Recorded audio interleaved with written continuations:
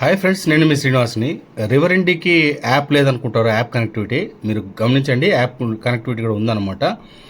App అయితే మనకు ఈ విధంగా ఉంటుంది. మనకు ప్లే స్టోర్లో రివర్ యాప్ అనేది ఉంటుంది, దాన్ని డౌన్లోడ్ చేసుకోవచ్చు అనమాట.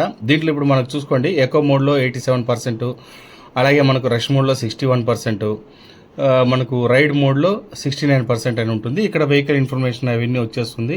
అలాగే మనకు దీన్ని ఆన్ చేసినప్పుడు మనం ఒక రోజంతా మనం ఎంత తిరిగాము అనేదంతా మొత్తం మనకు క్లియర్గా చూపిస్తుంది. మన account details, vehicle service information ఇవన్నీ ఉంటుందన్నమాట. నేను తీసుకొని 2 రోజులు అయింది కాబట్టి నేను ఇంకా సర్వీస్కు తీసుకొని పోలేదన్నమాట.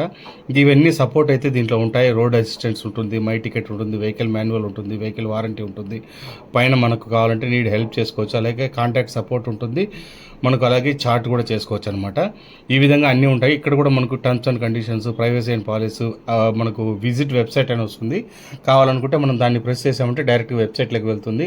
ఒకవేళ మనం వెహికల్ కొనుక్కోవాలన్నా లేదా వేరెవరికైనా రిఫర్ చేయాలన్నా చూపించవచ్చు అనమాట. ఈ విధంగా రివర్ ఇండి వెహికల్ అయితే ఉంటుందని. ఇంతవరకు మీరు వీడియో చూస్తుంటే లైక్ చేసి, షేర్ చేసి, సబ్స్క్రైబ్ చేయండి. మీ ఫ్రెండ్స్కి షేర్ చేయండి.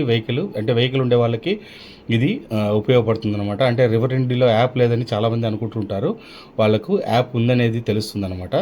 ఒక బెస్ట్ థింగ్ అని చెప్పొచ్చు. అలాగే మీకు ఇక్కడ చూసుకుంటే మొత్తం క్లియర్గా యాప్ ఓపెన్ అవుతూనే మీకు చూడండి, ఇక్కడ రెస్టింగ్ అని ఉంటుంది. రెస్ట్ అంటే వెహికల్ రెస్ట్లో ఉంది కాబట్టి ఉందన్నమాట. 81% బ్యాటరీ పర్సంటేజ్ ఉందన్నట్టు, బ్యాటరీలో 81% ఛార్జింగ్ ఉన్నట్టు. ఇది చూడండి, మనకి ఇది జీపీఎస్ టైప్ అనమాట. మనం ఆన్ చేస్తే మనం ఎక్కడ ఉన్నామనేది మనకు క్లియర్గా చూపిస్తుంది. మనకు దీని ద్వారా మనకు వెహికల్ ఎక్కడుందనేది మనకు క్లియర్గా అర్థమవుతుంది అనమాట.